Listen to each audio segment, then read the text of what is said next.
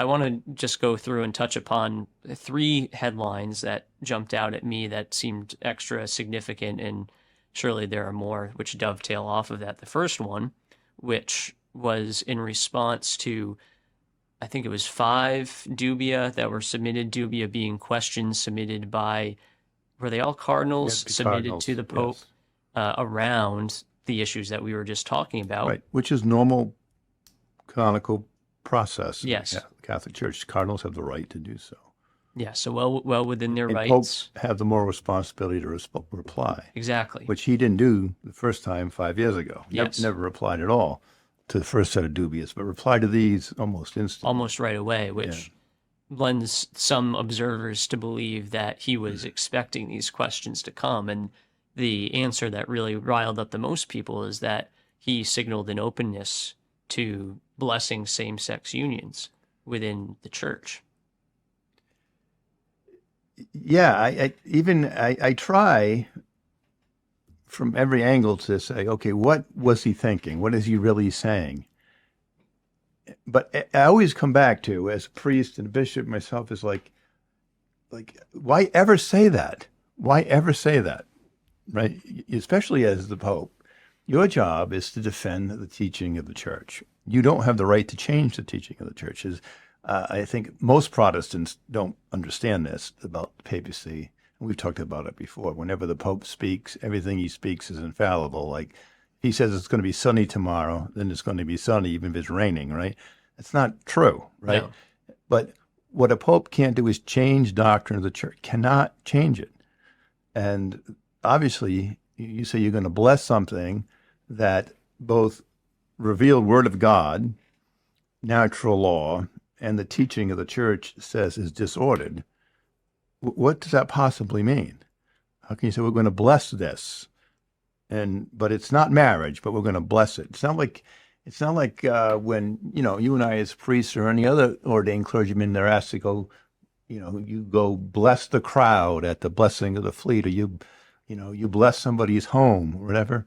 What you're saying is you're giving permission, you're giving the right, you're granting grace to a situation. So, you blessed 2 people, 2 males or 2 females that are in a sexual relationship. You're giving the blessing of not just your personal blessing, but of the Church. Constitutes an approval. Yes.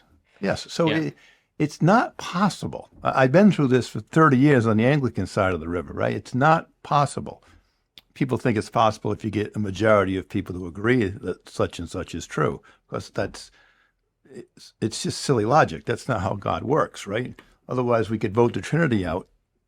We could have voted the Trinity out of Protestantism many years ago, right? With just 51% of the vote. Yeah. So it's just become so. We were talking before we went on air. So much information. It's such a quagmire. As a theologian and as somebody doing commentary right now, sometimes I'm not sure how to shovel this stuff out of the hole. It's really, and I can see from Catholic commentators I watch who sincerely want to remain faithful and be charitable, that it really is a difficult act of contortion to try to hold those things in balance. But what you were speaking to, again, how the Pope does not have the right to change church teaching or doctrine, again, gets to this whole what feels like a strategic ambiguity. And it's the same strategy that we've seen play itself out within the Anglican communion, especially, where you say, oh, well, no, we're not changing the definition of marriage. Marriage is still the union, the covenant between one man and one woman, correct, open to procreation. We're not changing that. We're just for the sake of openness, for the sake of tolerance and understanding, blessing these other unions of an experience that has been marginalized and misunderstood, and we really want to show more grace to them. And that's where the whole argument comes from. It's not a new argument. I was on the floor of the General Convention of the Episcopal Church in 2000 and 2003, and they were just continuations of this conversation been going on for a few decades, and that's exactly the arguments of the progressive left that won, right? That We haven't changed one word of the Book of Common Prayer on the sacrament of holy matrimony.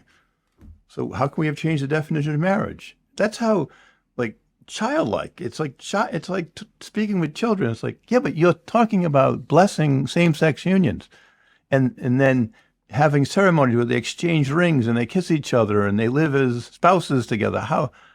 But we didn't change one word of the Book of Common Prayer. It's like talking to the wall, because it's not a logical conversation. They're not interested in logic. They know they've won.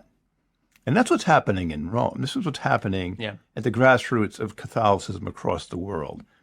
Because the ignorance, carelessness, the just laissez-faire, non-commitment of the average person sitting in the pew, they're just the frog that's got slowly boiled, and it's just how it is. And so the devout person doesn't, I think they've come to know now. They didn't realize how much of a minority they were 5 years ago, but they're learning it very difficult quickly now. Realization.